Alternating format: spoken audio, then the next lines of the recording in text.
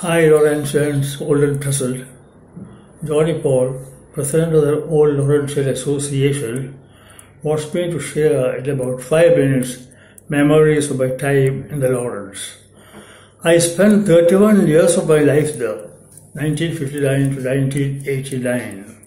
I must say it was the best part of my life. I look back to those days with nostalgia. The boys and girls, the teaching and the support staff, all those who passed through the Lawrence campus during those 31 years were like an extended family to me. And whenever I watch a video, I feel I am still in the school. I vividly remember the first day I stepped into the Lawrence campus, not as an appointee, but as an applicant for the post of the school librarian. No doubt, the imposing Gothic building of the school and the beautiful surroundings did impress me.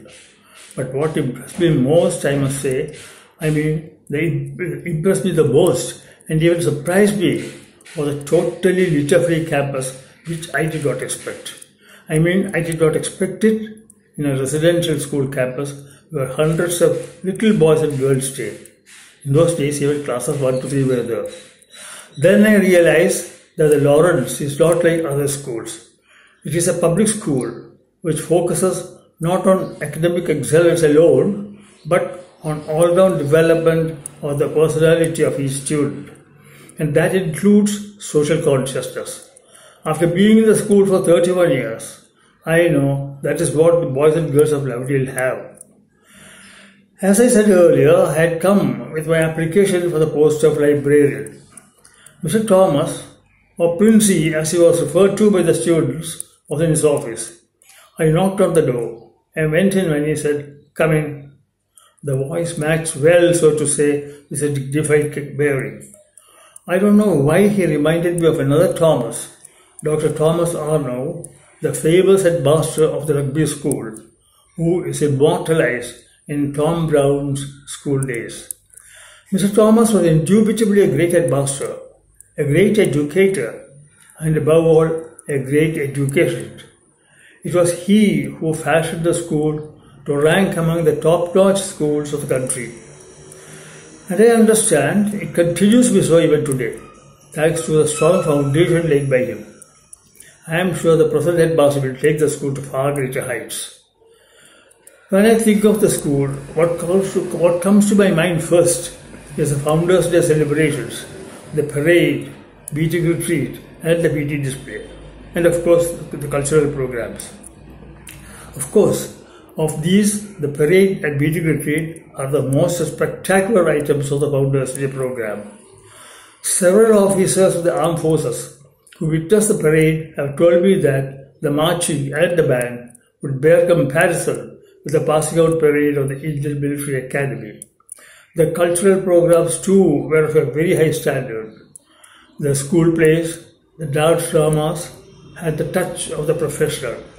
This is not my opinion alone, but that of many parents and visitors who witnessed these performances. As the librarian, it was a pleasure for me to introduce the students to the wonderful world of books. And I could see the joy that was on the face of the student, not when the book was suggested and borrowed, but when it was returned after reading it. Well, when I look back, what I appreciate most about the Lawrence School was the total absence of caste and religious discrimination. No one, neither the staff nor the student, ever saw others through this sectarian prism. They mixed freely with one another, never even thinking about the religion or caste of the others. Well, I presume it is so even today. I only hope Laurentians will not be swayed by the vitiated atmosphere of casteism and religious prejudice prevailing in the country today, thanks to the humanist legacy of Lovedale they have been imbued with. I am afraid I have exceeded the time limit.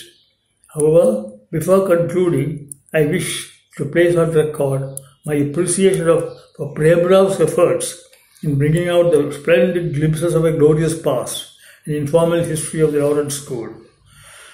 Well, let me stop by thanking Johnny Paul for having given me an opportunity to reminisce and relive my days in Lovedale with you all. I wish the Laurentians old and present, all the best. Goodbye.